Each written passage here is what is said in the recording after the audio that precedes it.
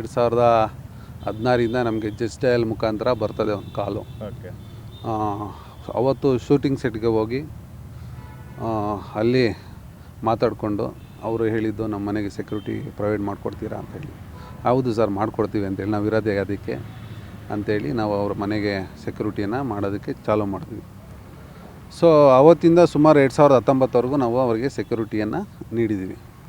ಯಾಕಂದರೆ ಆ ಒಂದು ಸಂದರ್ಭದಲ್ಲಿ ದರ್ಶನ್ ಅವರ ನಡವಳಿಕೆ ಆಗಿರ್ಬೋದು, ಅವ್ರ ಸುತ್ತಮುತ್ತಲಿರ್ತಕ್ಕಂಥ ಸ್ನೇಹಿತರ ನಡವಳಿಕೆಗಳು ಪ್ರತಿಯೊಂದು ನಮಗೆ ಅಪ್ಡೇಟ್ ಬರ್ತಾಯಿತ್ತು, ಸೆಕ್ಯೂರಿಟಿಗಳ ಮಾಹಿತಿ. ಯಾಕಂದರೆ ನಾವು ಈವ್ನಿಂಗ್ ಒಂದು ಸತಿ ಕಾಲ್ ಮಾಡ್ತೀವಿ, ಏನಿದೆ ಎತ್ತ ಆ ವಿಚಾರಗಳ ಬಗ್ಗೆ ತಿಳ್ಕೊಳ್ಳೋದಕ್ಕೋಸ್ಕರನೇ ಒಂದು ಕಾಲ್ ಮಾಡ್ತಾಯಿದ್ವಿ. ಆವಾಗ ದಿನನಿತ್ಯ ನಮ್ಗೆ ಹೇಳ್ತಾಯಿದ್ರು, ಸರ್ ಹಿಂಗಿದೆ ಹಿಂಗೆ ಆಗ್ತಾಯಿದೆ.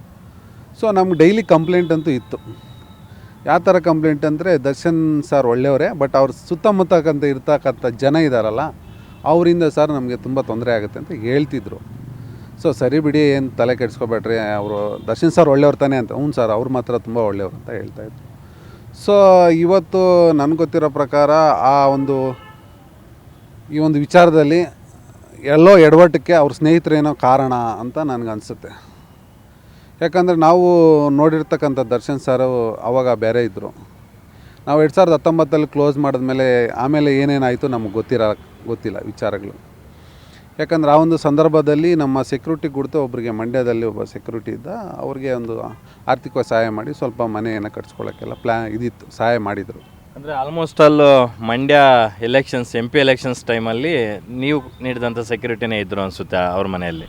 ಖಂಡಿತ ನಾವಿದ್ದು ಸೆಕ್ಯೂರಿಟಿ ಇದ್ದು. ಎಲೆಕ್ಷನ್ ಆಗಿದ್ದು ಒಂದು ತಿಂಗಳು ಮಧ್ಯೆ ಇರಬೇಕು, ಅಷ್ಟೊತ್ತಿಗೆ BJP ಸರ್ಕಾರ ಬಂತು. ಆಮೇಲೆ ನಾವೇ ಅದಕ್ಕೆ ಬೇಡ ಅಂತ ಹೇಳಿಬಿಟ್ಟು, ಯಾಕಂದರೆ ಅವರ ಸುತ್ತಮುತ್ತಲಿರ್ತಕ್ಕಂಥ ಸ್ನೇಹಿತರು ಸರಿ ಇಲ್ಲ ಇರ್ತ ದೃಷ್ಟಿಯಿಂದ, ಯಾಕೆ ನಾಳೆ ದಿನ ನಮ್ಗೆ ಕೆಟ್ಟ ಹೆಸರು ಬರುತ್ತೆ ಅಂತೇಳಿ, ಸರ್ ನಮಗೆ ಒಳ್ಳೆಯದಾಗಲಿ ನಿಮಗೆ ಅಂತ ಹೇಳ್ಬಿಟ್ಟು ನಾವು ಅವತ್ತು ದರ್ಶನ್ ಸರ್ಗೆ ಹೇಳ್ಬಿಟ್ಟು ನಾವು ಆಚೆ ಬಂದುಬಿಟ್ವಿ, ಬೇಡ ಒಳ್ಳೆಯದಾಗಲಿ ನಿಮಗೆ ಅಂತೇಳಿ.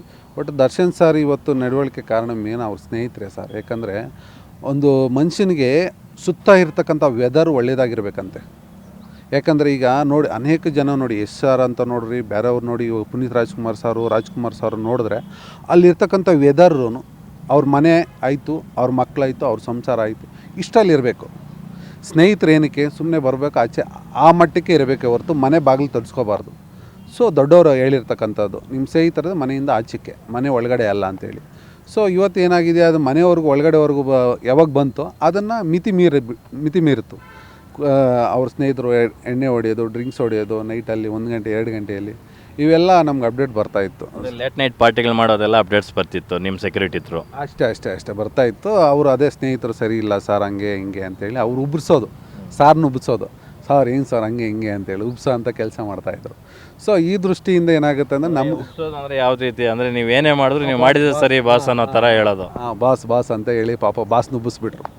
ಇವತ್ತು ಆ ಉಬ್ಸೋ ಕಾರಣಕ್ಕೆ ಬಾಸ್ ಇವತ್ತು ಇದಾಗಿರೋದು. ದಯವಿಟ್ಟು ನಾನು ಎಲ್ಲರಿಗೂ ಹೇಳೋದು ಇಷ್ಟೇ, ಮೊದಲನೇ ಆದ್ಯತೆ ನಿಮ್ಮ ಮನೆಯವರು ಕೊಡ್ರಿ. ಕೆಲಸ ಅಂದರೆ ಕೆಲಸ ಮುಗಿತಾ ಬಂದಿದ ತಕ್ಷಣ ಮನೆಯವರಿಗೆ, ಫ್ಯಾಮಿಲಿಗೆ, ಅಮ್ಮ ಅಪ್ಪ ಅಣ್ಣ ತಮ್ಮಂದಿರು ಮಕ್ಕಳು ಮರಿಗಳಿರ್ತಾರೆ, ಅವ್ರಿಗೆ ಟೈಮ್ ಕೊಟ್ಟರೆ ಆಗೋಯ್ತು. ಆವಾಗ ಏನಾಗುತ್ತೆ ಅಂದರೆ ಇಂಥ ಒಂದು ಪ್ರಾಬ್ಲಮ್ಸ್ ಯಾವತ್ತೂ ಬರೋದಿಲ್ಲ ಜೀವನದಲ್ಲಿ. ಹೊಡಿಬೇಕೆಣ್ಣೆ ಮನೇಲಿ ಬಂದು ಮನೇಲಿ ಕೂತ್ಕೊಂಡು ಮನೇಲಿ ಹೊಡೀರಿ, ನೆಮ್ಮದಿಯಾಗಿ ಮನೆ ಫ್ಯಾಮಿಲಿಯಲ್ಲಿ ಮಲ್ಕೊಳ್ರಿ. ಆ ಥರ ಇರಬೇಕು ಹೊರತು ಅನ್ನೋರ ಜೊತೆ ಹೋಗೋದು, ಬೇರೆಯವ್ರ ಜೊತೆ ಸ್ನೇಹಿತರ ಜೊತೆ ಹೋಗೋದು, ಕೂತ್ಕೊಳ್ಳೋದು, ಅಲ್ಲಿ ಮೋಜು ಮಸ್ತಿ ಮಾಡೋದು, ಇವೆಲ್ಲ ಸೃಷ್ಟಿ ಆಗಿಬಿಡುತ್ತೆ. ನಿಮ್ಮ ಸೆಕ್ಯೂರಿಟಿ ಅವ್ರು ಯಾವತ್ತಾದರೂ ನಿಮ್ಗೆ ಏನಾದ್ರು ಕಂಪ್ಲೇಂಟ್ ಮಾಡಿದ್ರೆ ಸರ್, ಅಯ್ಯೋ ದಯವಿಟ್ಟು ಅಲ್ಲಿ ಇರೋಕ್ಕಾಗಲ್ಲ ಸರ್, ನಮ್ಮನ್ನು ಬೇರೆ ಕಡೆ ಶಿಫ್ಟ್ ಮಾಡಿ ಅಂತೇನಾದರೂ? ಯಾಕಂದರೆ ದರ್ಶನ್ ಅವರು ಕುಡಿದಾಗ ಮನುಷ್ಯ ಆಗಿರಲ್ಲ ಅಂತಕ್ಕಂಥ ಮಾತುಗಳನ್ನು ನಾವು ಸಾಕಷ್ಟು ಜನರ ಬಾಯಿಂದ ಕೇಳ್ಪಟ್ಟಿದ್ದೀವಿ. ಖಂಡಿತ ಸರ್, ಈಗ ಆಗೋಗಿರೋದು, ಈಗ ಒಳಗಡೆ ಇದ್ದಾರೆ ಸಾರು. ಯಾಕಂದರೆ ನಾವು ಈಗ ಒಳಗಡೆ ಇರೋದನ್ನು ನಾವು ಏನೋ ಆಚೆ ಇಲ್ಲ ಅಂತ ಹೇಳ್ಬಿಟ್ಟು ನಾವೇನೋ ಹೇಳಿದ್ರೆ ಆ ಸಮಾಜನೂ ಒಪ್ಪಲ್ಲ. ಆಮೇಲೆ ಅವ್ರ ಇರ್ತಕ್ಕಂಥ ಅಭಿಮಾನಿಗಳೇನಿದ್ದಾರೆ, ನಮ್ಮ ಬಾಸ್ ಒಳಗಡೆ ಇದ್ದಾಗೆ ಏನೋ ಮಾತಾಡ್ಬಿಟ್ಟ ಅನ್ನೋದೊಂದು ಬರುತ್ತೆ. ಸೊ ಆ ದೃಷ್ಟಿಯಿಂದ ನನಗೆ ಆ ಒಂದು ಹೇಳೋಕ್ಕೆ ನನಗೆ ಇಚ್ಛೆ ಇಲ್ಲ. ಏನು ಸರ್ ನೀವು ಅಭಿಮಾನಿಗಳಿಗೆ ಎದುರ್ತಾ ಇದ್ದೀರ ಹಾಗಾದರೆ? ಸರ್ ಅಭಿಮಾನಿಗಳು ಒಳ್ಳೆ ಕೆಲಸಕ್ಕೆ ಇರಬೇಕು ಸರ್, ಕೆಟ್ಟ ಕೆಲಸಗಳಿಗಲ್ಲ. ಖಂಡಿತ ಅದಂತೂ 100%. ನಾನು ಯಾರಿಗೂ ಎದುರಲ್ಲ. ನಾನು ಎದುರೋದೊಂದೇ, ಭಗವಂತನಿಗೊಂದೇ ಎದುರೋದು. ಯಾಕಂದರೆ ಸತ್ಯ ಮೇವ ಜಯತೆ. ಇವತ್ತು ಸತ್ಯ ಏನು ನುಡಿತಾರೋ ನಾಳೆ ದಿನ ಅದೇ ನಿಮ್ಮ ಕೈ ಹಿಡಿಯೋದು. ಯಾಕಂದರೆ ನೆಗೆಟಿವ್ ಜಾಸ್ತಿ ಜನಕ್ಕೆ ರೀಚ್ ಆಗಿಬಿಡುತ್ತೆ ಹತ್ತಿರದಲ್ಲಿ, ಆದರೆ ಸತ್ಯ ನಿಧಾನಕ್ಕೆ ರೀಚ್ ಆಗುತ್ತೆ, ಶಾಶ್ವತವಾಗಿರುತ್ತೆ. ನಾವು ಯಾವತ್ತೂ ಶಾಶ್ವತವಾಗಿರಬೇಕು ಅಂತೇಳಿನೇ ಬಯಸ್ತೀವಿ ಹೊರತು ಆ ದೃಷ್ಟಿಯಿಂದ ನಾವು ಅದಕ್ಕೆ ಅವತ್ತೂ ಸರ್ ನಿಮ್ಗೆ ಒಳ್ಳೇದಾಗಲಿ ಅಂತೇಳಿ ಗೇಟಿಂದ ಆಚೆ ಬಂದಿರೋದಂಥದ್ದು. ಯಾಕಂದರೆ ನಮ್ಮ ಗುಣ ಏನಾದರೂ ಅಹಿತಕರ ಘಟನೆಗಳು ನಡೆದಿತ್ತಾ ನಿಮ್ಮ ಸೆಕ್ಯೂರಿಟಿಗೂ ದರ್ಶನ್ ಅವರ ಮಧ್ಯೆ ಆ ಥರದ್ದು ಅಂತಕ್ಕಂಥದ್ದು? ಇಲ್ಲ ಸರ್, ಅವ್ರ ಜೊತೆ ಏನು ಸದ್ಯಕ್ಕಿಲ್ಲ, ಬಟ್ ಅವ್ರ ಸ್ನೇಹಿತರ ಜೊತೆ ಕ್ಲಾಶಸ್ ಆಗ್ತಾ ಇತ್ತಂತ ಗೊತ್ತಾಯಿತು. ಸೊ ಯಾಕೆ ಬೇಕು ಆ ದೃಷ್ಟಿಯಿಂದ ಈಗೇನು ಲಕ್ಷ್ಮಣ್ ಅಂತ ಬೇಕಾದ್ರೆ ತೋರಿಸ್ತೀನಿ ನಂಬರ್, ನನ್ನ ಹತ್ರ ಈಗಲೂ ಇದೆ.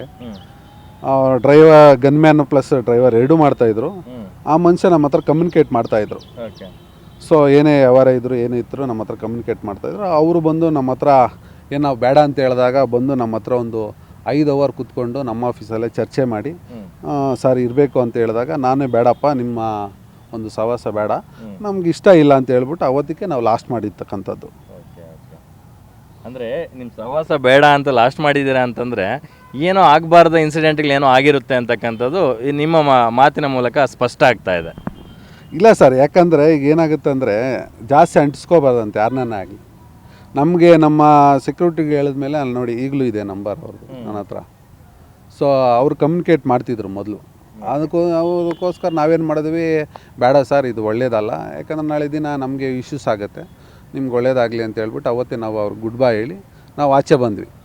ನಾವು ಯಾಕಂದರೆ ಆ ಒಂದು ಸಂದರ್ಭದಲ್ಲಿ ನಾವೇನೇನು ಇವತ್ತು ಕಂಟಿನ್ಯೂ ಮಾಡಿದರೆ ನಮಗೂ ಬರೋದು, ಕುತ್ತಕ್ಕೆ ಬರೋದು, ಯಾಕಂದರೆ ನಾಳೆ ದಿನ ಪ್ರಾಬ್ಲಮ್ ಆಗಿರೋದು. ಅದಕ್ಕೆ ಅವತ್ತೇ ನಮಗೆ ದೇವ್ರು ಆಚೆ ಕಳಿಸಿದ್ದಾರೆ ಅಂತಲೇ ಹೇಳ್ಬೋದು. RR ನಗರದ ದರ್ಶನ್ ಅವರ ನಿವಾಸದಲ್ಲಿ ಯಾರು ಸೆಕ್ಯೂರಿಟಿ ಇದ್ದಾರೆ ಅವ್ರನ್ನು ಕೂಡ ಪೊಲೀಸರು ತನಿಖೆಗೆ ಒಳಪಡಿಸಿದ್ದಾರೆ. ಇನ್ ಕೇಸು ನಿಮ್ಮ ಸೆಕ್ಯೂರಿಟಿ, ನೀವು ಸರ್ವಿಸ್ ಕೊಡ್ತಾ ಇದ್ದಂಥ ಸೆಕ್ಯೂರಿಟಿನೇ ಇದ್ದಿದ್ದರೆ ಇವತ್ತು ಅವರು ಕೂಡ ತನಿಖೆಯಲ್ಲಿ ಭಾಗಿ ಆಗಬೇಕಿತ್ತು. ಇನ್ಫ್ಯಾಕ್ಟ್ ಖಂಡಿತ. ನೋಡಿ ಇವಾಗ ದೊಡ್ಡವರು ಒಂದು ಮಾತು ಹೇಳ್ತಾರಂತೆ, ಉಪ್ಪು ತಿಂದವ್ರು ನೀರು ಕುಡಿಲೇಬೇಕು ಅಂತೇಳಿ. ಸೊ ಒಂದು ಬುದ್ಧಿವಂತನ ಅವತ್ತೇ ನಮಗೆ ದೇವ್ರು ಪಾರು ಮಾಡ್ತಂತಲೇ ಹೇಳ್ಬೋದು. ಯಾಕಂದರೆ ನೀನು ಇಲ್ಲಿಂದ ಹೋಗೋದೇ ಒಳ್ಳೇದಪ್ಪ, ನೀನು ಒಳ್ಳೆಯವನು, ಅದಕ್ಕೋಸ್ಕರ ಇಲ್ಲಿಂದ ಹೋಗೋದು ಒಳ್ಳೇದಂತೇಳಿ ಅವತ್ತೇ ನಾವು ಆಚೆಗೆ ಬಂದಿರೋದು ನಮ್ಗೆ ತುಂಬ ಖುಷಿಯಾಗಿದೆ. ಮೊನ್ನೆ ಎಲ್ಲ ಚರ್ಚೆ ಮಾಡ್ತಾಯಿದ್ವಿ, ಅಂಬರೀಷ್ ಇವತ್ತು ನಾವು ಅಲ್ಲಿದ್ದಿದ್ರೆ ಏನೋ ನಮಗೂ ಹೆಚ್ಚು ಕಮ್ಮಿ ಆಗಿರೋದು ಅಂತೇಳಿ ಅಂತ. ಹ್ಞೂ ಸರ್, ಒಳ್ಳೆ ಕೆಲಸ ಮಾಡಿದ್ವಿ, ಆ ಭಗವಂತನೇ, ಆ ತಾಯಿ ಬನಶಂಕರಮ್ಮನೇ ಇವತ್ತು ನಮ್ಮ ಆಚೆಗೆ ಕಳಿಸಿದೆ ಅಂತಲೇ ಹೇಳಿದ್ದೀನಿ.